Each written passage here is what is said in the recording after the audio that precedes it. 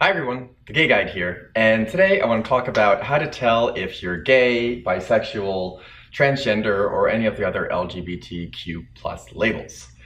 And this one really goes out to all the young people out there who I get questions from all the time, like, I think I like this boy, I don't know what that means, does that make me gay? Or, oh my god, I kissed a girl yesterday, I think I'm maybe a lesbian. And really, you're looking for advice on how to tell if you fit into one of these pre-existing labels. My advice is to just relax. Your body and your life are going through many changes right now, and that's going to continue for many years to come. With all those changes, you're also going to be going through lots of new life experiences. You're going to figure out new things that you like and you don't like, and it's going to be all very confusing, and it's going to be made worse by all the hormones that are now coursing through your body. But here's the thing, is that you don't need to make sense of it right now. Really, you're in such a state of flux, everything is going to change anyway, so just sort of sit back, take it one day at a time, figure out what you like, figure out what you don't like, and don't try and fit yourself into one of these pre-existing molds that you've been hearing about. Because at the end of the day, labels like gay or bisexual or even transgender are really just that, labels, and they really don't mean as much as people think they do. You are who you are, you like who you like, you feel how you feel inside, so don't worry about trying to fit into one of these pre-existing molds that someone came and made up before you.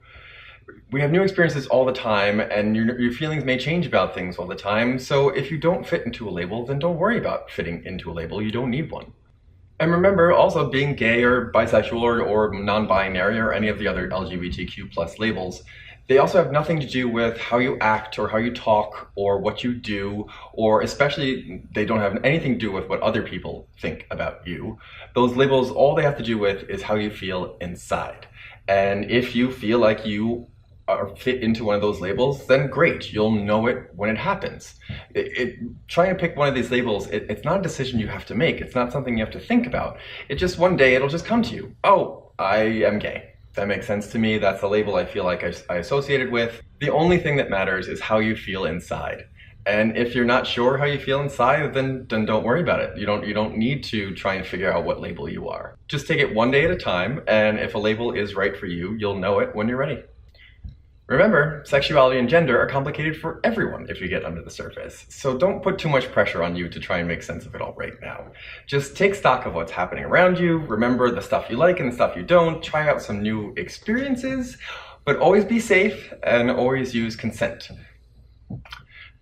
Now, I also usually get this question from young people with a story about, oh, I think I like this guy and I have the biggest crush on him and it's the end of the world if he doesn't like me back. And I get it. I get it. These crushes may seem like the most important thing in the world to you right now because they actually may be the most important thing in the world to you right now.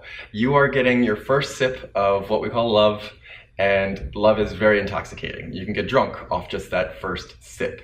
So just try and slow your roll, calm down a bit, deep breaths, and try not to get overwhelmed by these feelings that you're having right now. The biggest thing I've learned about love is that you can't control it. It has a mind of its own. You don't get to pick who you love, and you certainly can't control who loves you back, no matter what those romance books and movies try and tell us. So if you've got a crush on someone and you want them to like you back, really the best thing you can do is try and be the best you can be. Don't try and be the you that you think they want you to be.